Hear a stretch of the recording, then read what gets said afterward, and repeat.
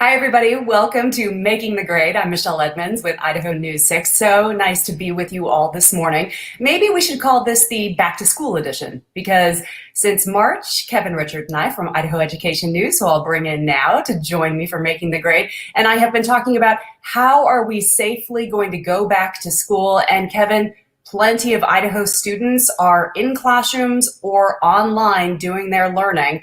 But let's start with the largest school district in the state. We're talking about West Ada here in Ada County. Central District Health issuing a red warning or a red category for that school district in particular, for all of Ada County, really. But that's those 40,000 students in West Ada still trying to figure out what exactly is going to happen with their school year. Well, it's a lot of flux right now, and it's going to be flux almost on a week-by-week basis. So what we know at this point is West Ada begins the school year a week from today, September 8th. And we know that that first week is going to be online for all 40,000 students. We don't know what's going to happen after that first week. We don't know what's going to happen September 14th and beyond.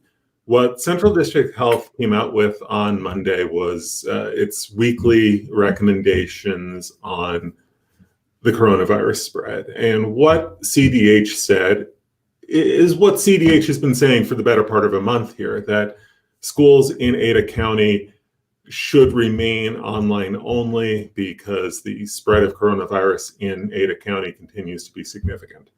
Now, that could change, and it could change as early as next week. CDH has indicated that, well, the case numbers in Ada County appear to be slowing down somewhat, and the trends seem to be moving in the direction where perhaps schools can go into the yellow category, or category 2. The yellow category, at that point, CDH recommends that schools can open in some sort of a hybrid fashion where, kids are in school maybe every other day. And they spend they spend one day in school, they spend one day at home. They spend one day at school and one day at home, and so on and so forth, to limit the crowds within the schools, to allow for social distancing within the school buildings. So we don't know what's going to happen in West Ada. We know that there's been a lot of backlash over West Ada's decision to open the year online. There were protests at district headquarters on Monday morning. So that's a very controversial issue, a very controversial decision within that community. And we should mention that the West Ada School Board meets tonight at 6 o'clock to make further decisions about what can happen. Continuing the discussion of fall opening. And what we're seeing is a lot of variation, even within Ada County. Boise schools remain online only. That's how they opened 2 weeks ago. That's continuing, and that's probably going to continue at least until September. Boise School District watching CDH recommendations, just like West Ada. Now, CUNA, which is in Ada County, and is under this red alert and under this recommendation for online only, CUNA opened, and they are going hybrid. So some kids were back in class on Monday. Some kids are back in class today, on Tuesday, on this alternating schedule, one day in, one day out. So even though CDH has recommended online learning in all of Ada County, including CUNA, the CUNA district has opted for a hybrid model. Because again, what the health districts are doing here is advisory, and they're making recommendations. Ultimately, it's up to the school boards and the school districts to decide how to open or whether to open. We love to bring in viewer comments, as we always do during Making the Grade. We appreciate you being with us, listening, watching, commenting. And Jana had this comment. I just think it's interesting. She said, CDH lost all credibility to me when they said it was safe for Roaring Springs to be open, but not schools. Good grief. And I want you to go back, Kevin, and repeat what you said there, which is something we have been talking about all along, which is what is the protocol? Who's in charge? Who gets to make the decisions? And right now, the local school boards, the trustees, are the ones who get to make these opening decisions and how and why, but it's just not quite that easy ultimately. No, it's a complicated relationship between the health districts, between the state and the local districts. School districts right now are, they have the ability to make this decision, and the state wants school districts to be making the decision. Now, if a school district does something that the state considers to be unsafe, the state can step in and make a decision and override a school district. But for right now, this decision rests with the school districts. That's why what's going on in CUNA is different than what's going on in Boise, and maybe what's different than what winds up going on in West Ada. On down the road, we just don't know what it's going to look like, and we don't know what it's going to look like district to district or week to week.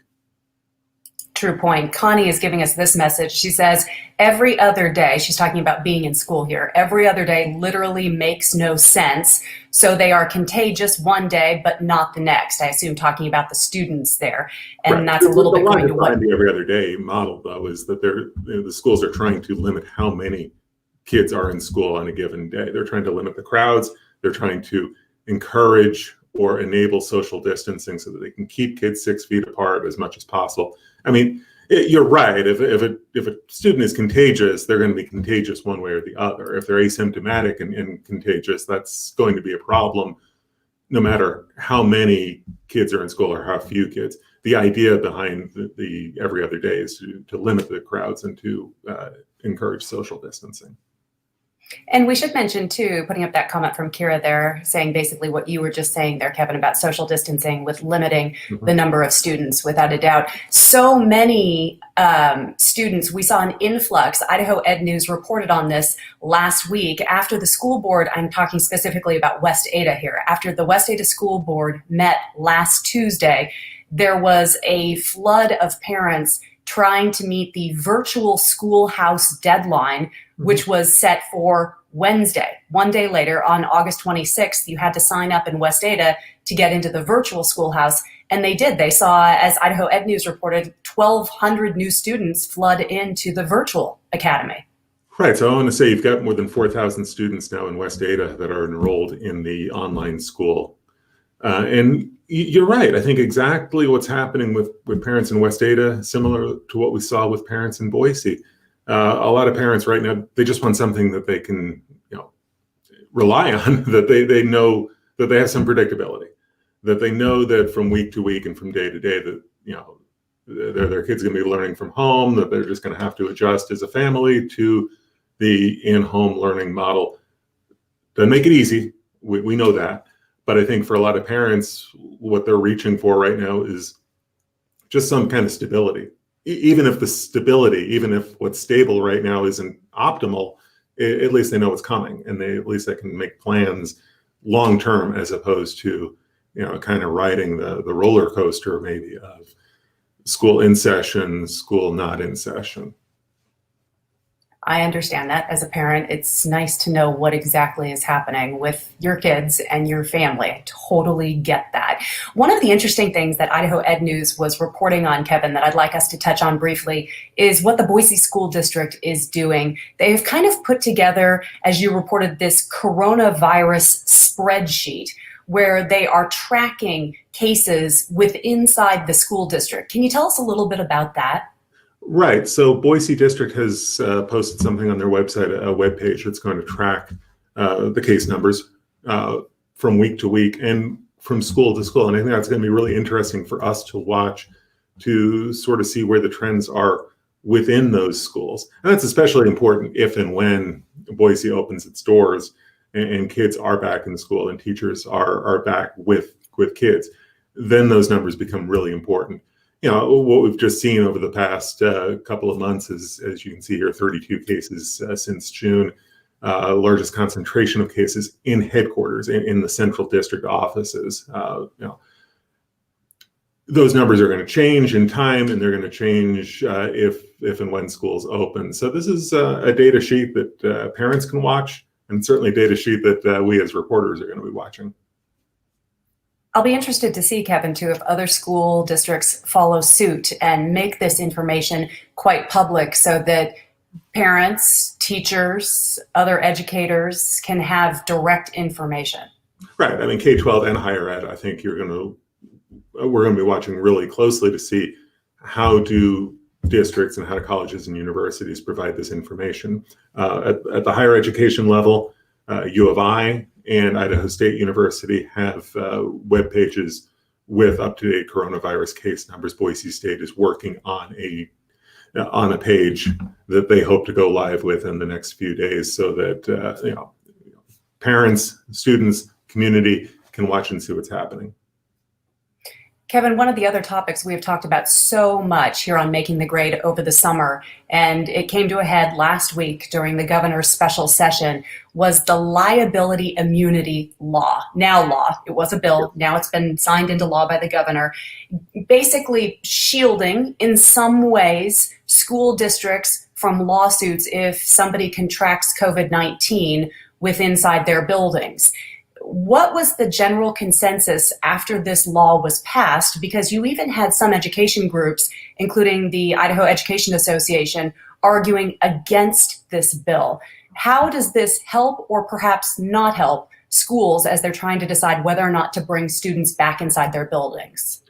I'm going to be really curious to see what kind of effect this really has. The school boards and school administrators have been pushing for this law. They said that they needed some sort of protection, some sort of assurance that if a school district exercises due diligence, they take care, they take precautions, and there's still a link to a coronavirus case from the schools, that the school district does not have civil liability. Now, I'm really curious if that's really going to have a significant effect on whether schools can open or remain open, because I think the case numbers and the spread of coronavirus, that's going to dictate what happens at K-12 and at the colleges and universities. I think that's going to have much more of an impact than this liability law, but we'll see.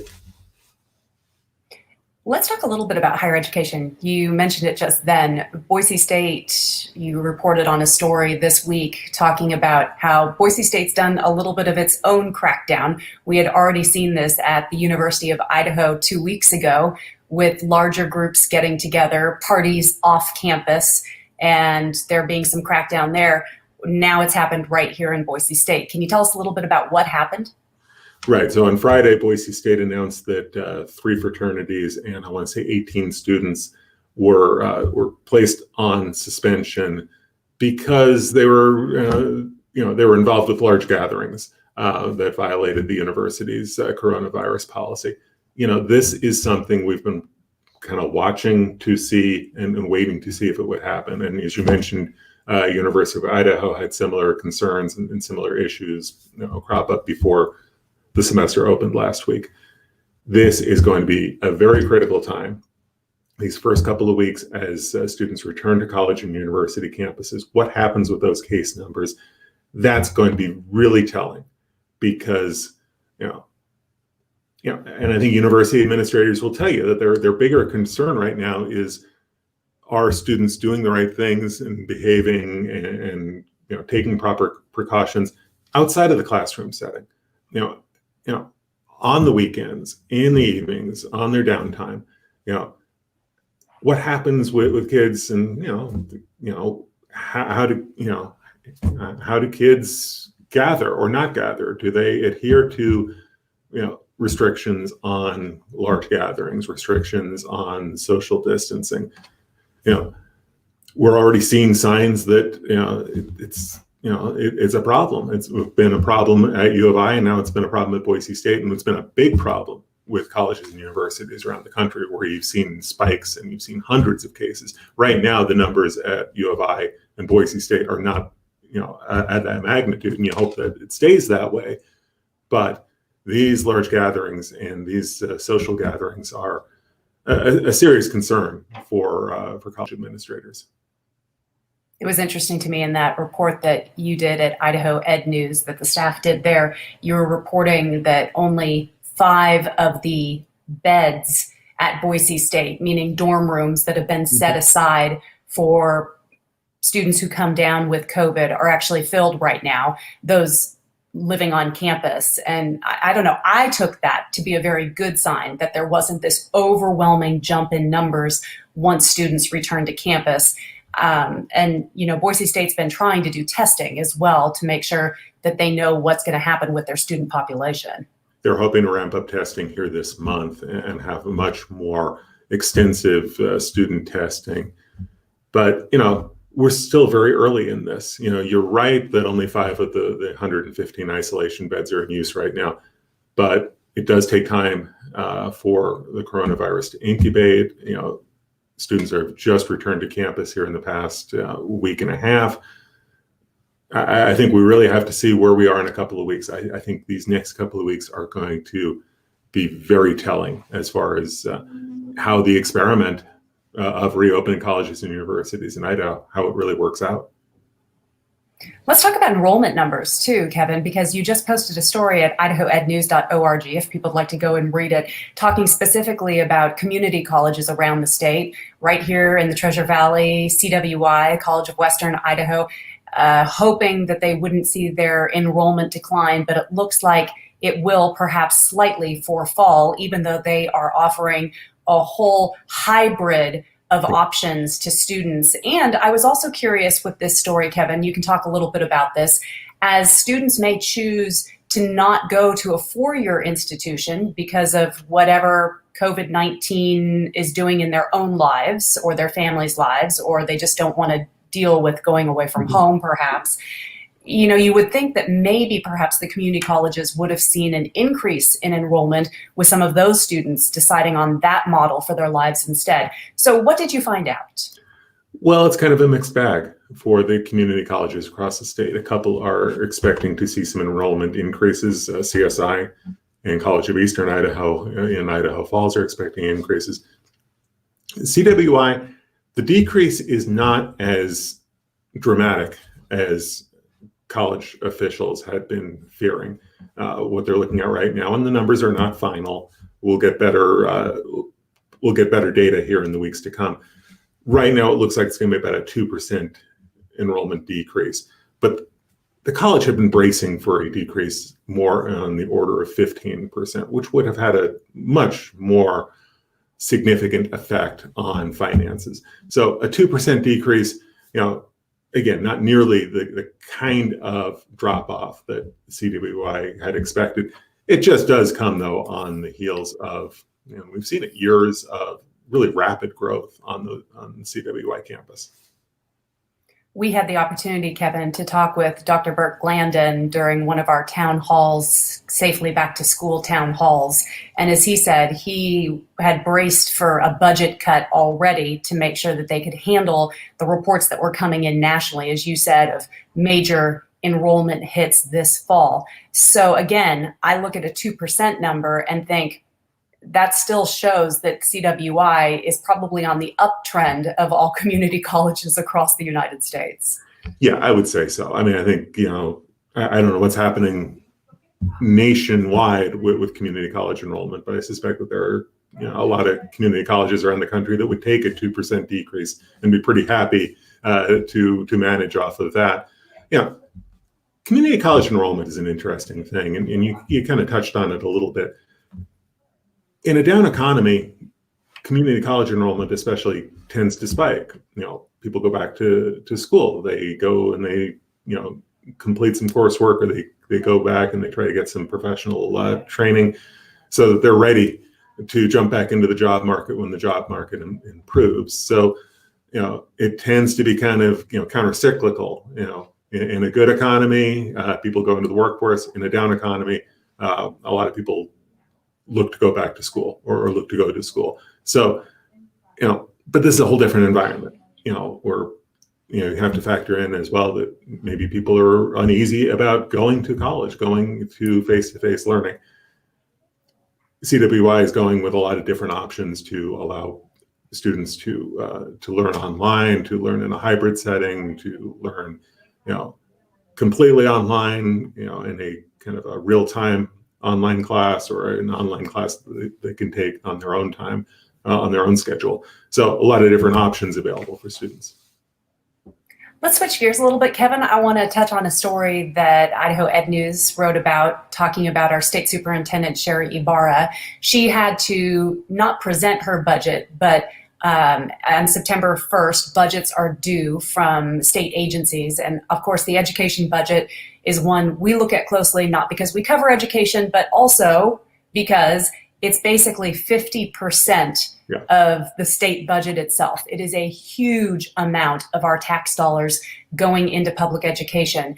And the main takeaway from Superintendent Ibarra's budget is that she wants to ask the legislature to unfreeze teacher pay. Because as we have reported many times here on Making the Grade, one of the things the governor is asking for is that 5% reduction in costs across the state agencies. But Sherry Ibarra is hoping that the teacher pay raises on the career ladder can continue, and she's asking for that. Right. So it sets up an interesting dynamic between the state superintendent and the governor, and down the road with the legislature. When Governor Little announced the 5% budget cuts and announced a 5% budget cut for K-12, and here we're talking about $99 million, a big chunk of that money, a big chunk of that cut came from freezing the career ladder, freezing teacher pay raises. So, Superintendent Ibarra is going right after that biggest chunk of the cuts and hoping to convince legislators to reverse those cuts. It'll be very interesting to see how this unfolds because, on the one hand, you do have, education leaders and you have local school administrators saying, teacher retention remains a problem. It remains a challenge. And in some ways, maybe it's even more of a challenge in a pandemic. But that pandemic is also, creating a lot of pressure on the budget, and it's, creating, there are going to be tight budgets all around, not just for K-12, but in all of state government. There's not going to be a lot of money to go around when legislators return in January. So, I think Superintendent Ibarra has her work cut out for her to try to convince the legislature to unfreeze this teacher pay, not because legislators have been unwilling to put money into teacher pay. I mean, we had the 5 years of the career ladder where legislators were overwhelmingly in support of putting money into teacher pay raises. So there is a record here. And in fairness to the legislature, you have to recognize that legislators have been overwhelmingly in support of teacher pay raises over these past few years. But right now, it's a very tight budget, a lot of competing pressures. It's going to be tough. It's going to be tough to ask for $20+ million for teacher pay raises at this point in the economic downturn. And who knows what that economy is going to look like in January. And to be fair to Governor Brad Little as well, Kevin, he has been a huge proponent of putting money into education, even during an initial interview with me, calling himself the education governor, that he would like to be known for that. So he does not take this lightly either. So I think you are right. But as state superintendent, does she have to push for this? Because she sees the need for it in order to, as you said, keep good teachers, veteran teachers specifically, in the classroom as they continue along this career ladder and increase their pay. I think she kind of has to, in the sense that, this is an issue that she has been very vocal about in the past. Concerns about the teacher pipeline, concerns about, teacher shortages. You can't talk about a concern about teacher shortages and not talk about the salary issue. It's really hard to make the connect. It's really hard to talk about one without talking about the other. And as we should note that this is just her plan. She will go before JFAC, the budget committee, come January or February when the legislature comes back into town. And again, who knows where we will be when that happens. Yeah, just to quickly set the timetable. So in early January, the first day of the legislative session, you'll see Governor Little's budget proposal for the 21-22 budget that begins next July. You'll see his proposal. You'll see what he is suggesting in terms of teacher pay. Then you will see Superintendent Ibarra a couple of weeks into the legislative session. She will go before the budget committee, make her presentation. we know pretty much what it looks like, unless you make some major changes between now and January. We've got a pretty good idea of the blueprint. That's what she brings to the legislature at the end of January. Then the budget committee has to sort it out and figure out what sort of budget bill they want to write, or budget bills they want to write for K-12, because it takes the form of multiple pieces of legislation. So, it's a 6-month process, and come March, we'll see exactly where the legislature wants to go with this budget. Kevin, before we take a few more comments from Making the Grade here, we appreciate everybody joining us live here on Facebook. Let's just quickly mention that there is an election happening today. And if you're in the Boise School District, listen up, because your vote counts today. Yeah, kind of a standalone one-off election in the Boise School District. 2 school board seats are up for grabs. You have 3 candidates running. Dennis Stone, who's an incumbent, the former Boise fire chief, Nancy Gregory, who's been on the board for 18 years, and James Tuman, a parent who's been involved in a Head Start's policy council. 3 candidates, 2 school board seats. Everybody runs at large, so nobody's running against anybody per se. So there are no seats.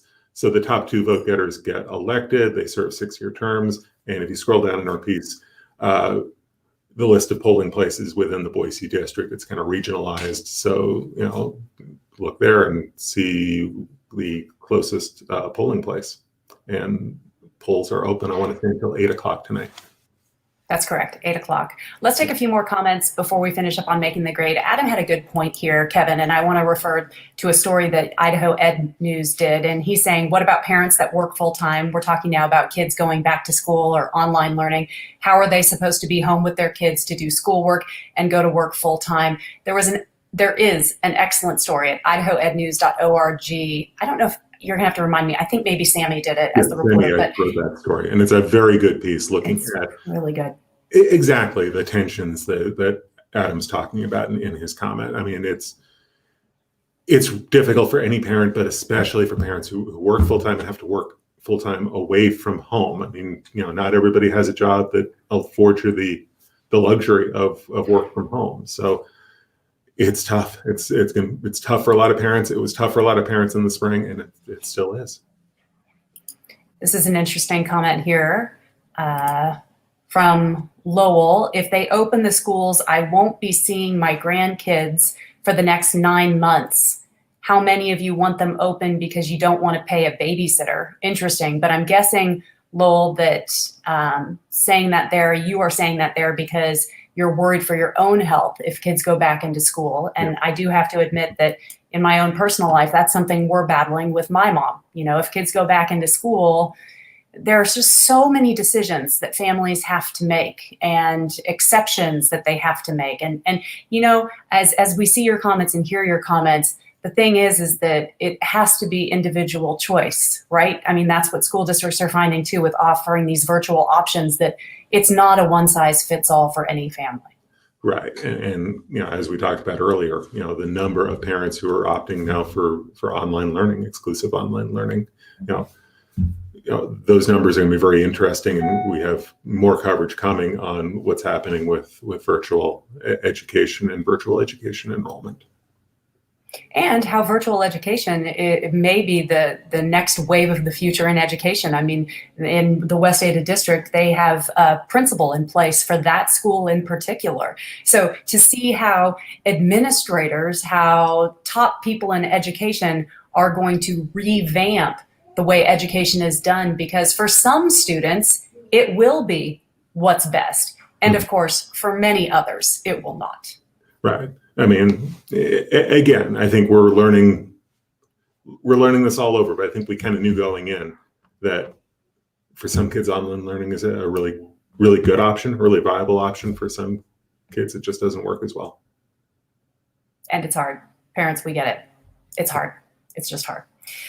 Kevin, we love to end these segments on something totally ridiculous and fun, because no matter what your opinion is on COVID-19, no matter what the facts are, Kevin always brings a little bit of light to making the grade to make me smile and laugh in the midst of my own dealing with the pandemic.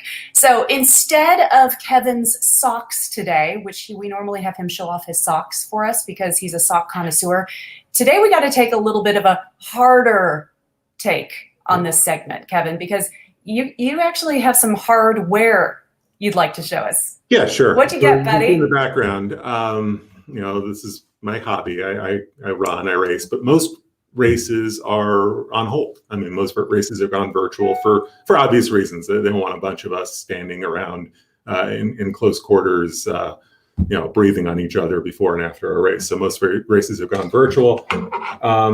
So my summer project was a race across, well, theoretically, virtually across the state of New York. Here I am. Oh, yes. Put it up a little bit. Where am I? Where?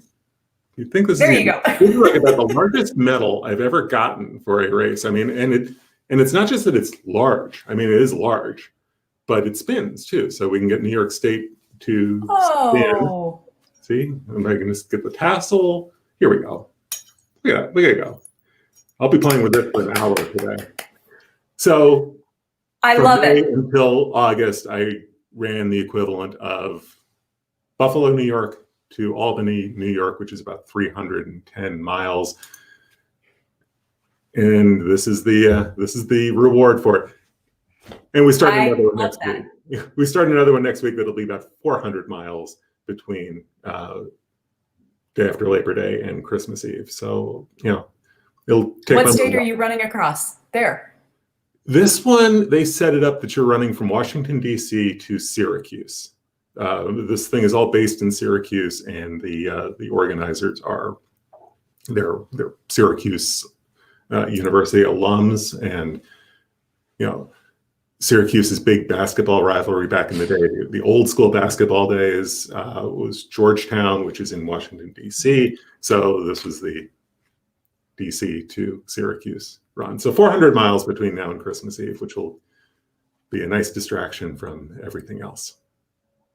I love that. And I think you just gave PE teachers all across the state of Idaho a brilliant idea. If students have to be online at certain points, that maybe we should have a run across or up Idaho, because that would be some serious mileage. And a shout out, a lot of the local race organizers have been really creative about trying to come up with virtual options. So, there are ways for PE teachers, there are ways for parents to try to get, kids to be engaged, because, you can't do this face-to-face right now. You can't do it in big crowds. You're trying to, keep it safe for everybody. But, you want to, it's still safe to get out if you do it, with proper distancing from everybody. So. And now you can wear your medal around town. Yeah, I'm not sure how much I can wear it. It's gonna weigh me down. That's your new training piece. Really? Kevin, proud of you, buddy. Proud of all that you're doing. Thank you to everyone over at Idaho Education News. The continued stories on how life has changed dramatically and how life will continue to change in education during this.